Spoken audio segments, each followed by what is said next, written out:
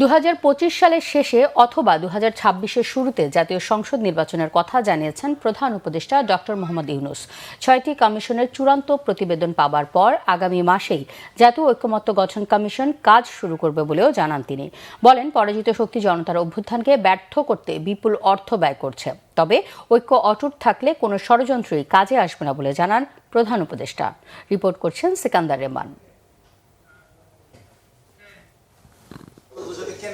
মহান বিজয় দিবস উপলক্ষে জাতির উদ্দেশ্যে ভাষণ দেন প্রধান উপদেষ্টা ডক্টর মোহাম্মদ ইউনূস।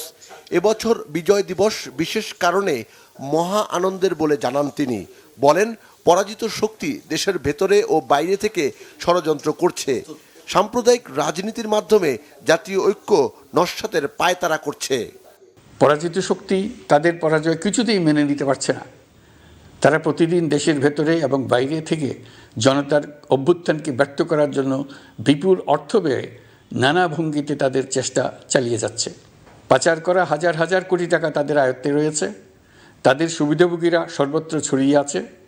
আমাদের ঐক্য অটুট থাকলে তারা আমাদেরকে আমাদের লক্ষ্য অর্জন থেকে ব্যর্থ করতে পারবে না।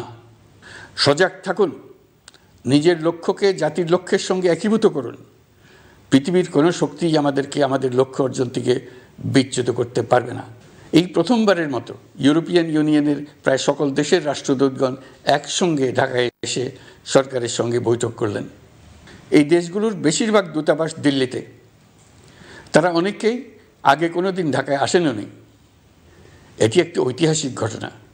একত্রে ঢাকায় আসলেন শুধু এই বার্তা দেওয়ার জন্য যে ইউরোপীয় ইউনিয়ন বাংলাদেশকে সর্বোচ্চ সমর্থন ও সহযোগিতা দেওয়ার জন্য প্রস্তুত। ফ্যাসিবাদী সরকার দেশের অর্থনীতিকে ভেঙে দিয়ে গেছে, এটা সবাই বুঝতে পারছিল, কিন্তু অর্থনীতিকে কী পরিমাণ ধ্বংসস্তূপে পরিণত করে দিয়ে গেছে তার পরিমাপ সম্বন্ধে কোনো ধারণা করতে পারছিল না। শ্বেতপত্র প্রণয়ন কমিটি হিসেব নিকেশ করে এর পরিমাণ বের করে দিয়েছে। এবার প্রবাসী বাংলাদেশিদের ভোট দেয়া নিশ্চিত করার কথা জানান ডক্টর ইউনূস। নির্বাচনের সম্ভাব্য সময়সূচিও জানান তার ভাষণে। দীর্ঘদিন পর এবার বহু তরুণ তরুণী জীবনে প্রথমবারের মতো ভোট দেবে।